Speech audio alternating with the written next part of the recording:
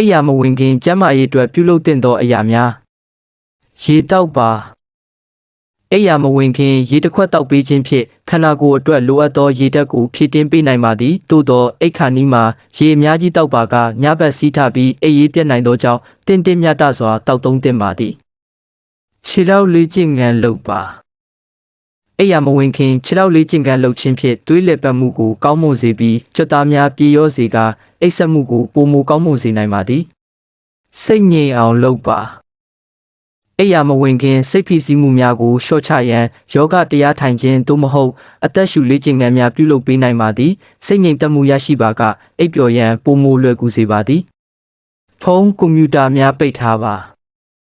အိယာမဝင်ခင်အနည်းဆုံးတစ်နာရီအလိုတွင်ဖုန်းကွန်ပျူတာနှင့် TV များကိုပိတ်ထားသင့်ပါသည်အဘဲကြောင့်ဆိုသောထိုကိရိယာများမှထွက်သောအပြာရောင်လင်းနှန်းများကအုံနောက်ကိုနှိုးကြားစေပြီးအိပ်စက်မှုကိုအနှောက်အယှက်ဖြစ်စေနိုင်သောကြောင့်ဖြစ်ပါသည်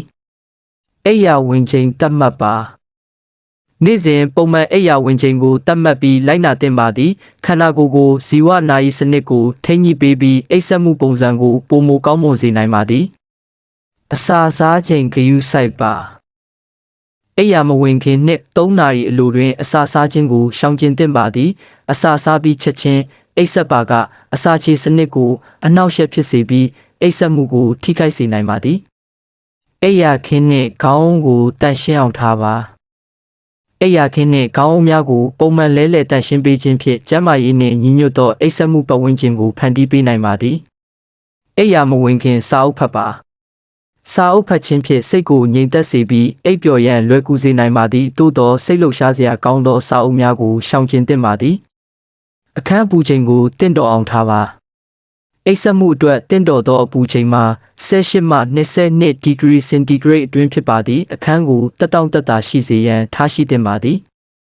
ကဖိန်းတက်ပါသောအစားအစာများကိုရှောင်ကျဉ်ပါအိပ်ယာမဝင်ခင်ကော်ဖီလက်ဖက်ရည်သို့မဟုတ်အချိုရည်များကိုရှောင်ကျဉ်သင့်ပါသည်ကဖိန်းတက်သည်အိပ်စက်မှုကိုအနှောက်အယှက်ဖြစ်စေနိုင်သောကြောင့်ဖြစ်ပါသည်ဤအချက်များကိုလိုက်နာခြင်းဖြင့်အိပ်စက်မှုကိုပိုမိုကောင်းမွန်စေပြီးကျန်းမာရေးကိုထိန်းသိမ်းနိုင်မည်ဖြစ်ပါသည်